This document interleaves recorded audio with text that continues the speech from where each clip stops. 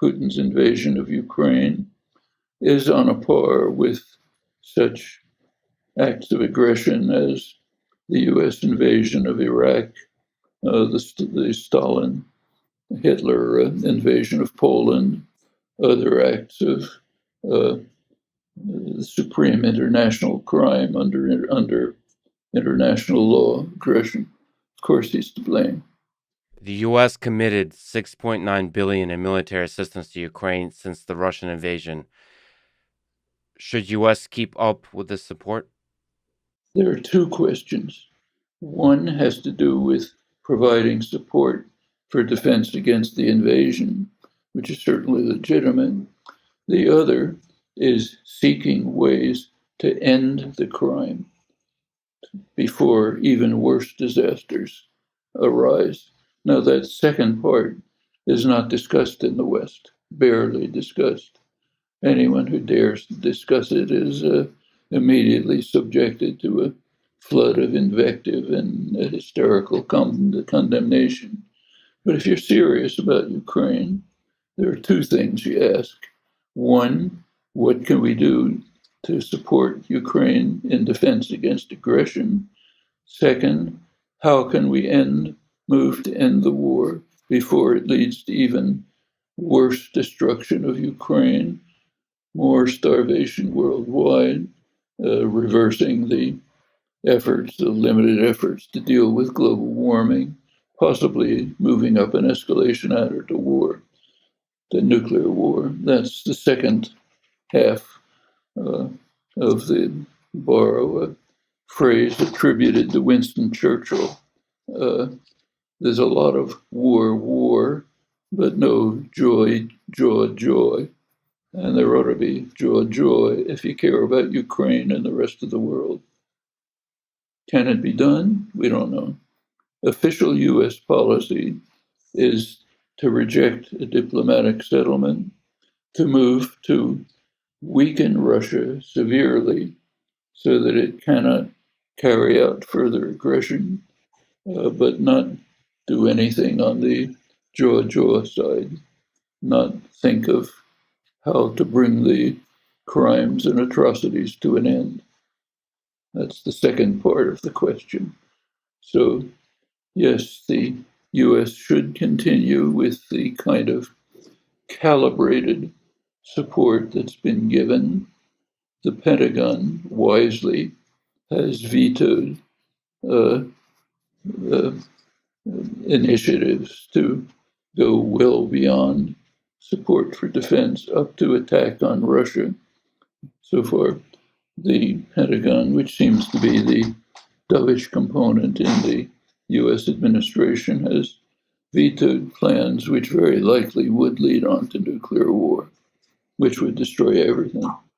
So, calibrated provision of weapons to blunt the offensive, allow Ukraine to defend itself, if sensible, combined with efforts to see if something can be done to bring the crimes and atrocities to an end and avert the much worse consequences that are in store. That would be all. Instead, the US only dealing with the first. And all of our discussions limit themselves to the first in the United States and in Britain, not in Europe. Do you worry about nuclear war in the 21st century? How do we avoid it? Anyone who doesn't worry about nuclear war doesn't have a gray cell functioning. Of course, everyone is worried about nuclear war, or should be. It's very easy to see how steps could be taken, they've even been recommended, that would lead to nuclear war. So you can read articles, even by liberal commentators, who say we should drop all the pretenses, just go to war against Russia. They have to be destroyed. Uh, you can see proposals coming from Congress, other leading figures, saying we should establish a no-fly zone. Pentagon objects. They point out correctly that to establish a no-fly zone, you have to have control of the air, which means destroying Russian air defense systems, which happen to be inside Russia. We don't know that Russia won't react. Even the call, now almost universal, to ensure that Ukraine wins, drives out all the Russians, drives them out of the country, sounds nice on paper, but notice the assumption.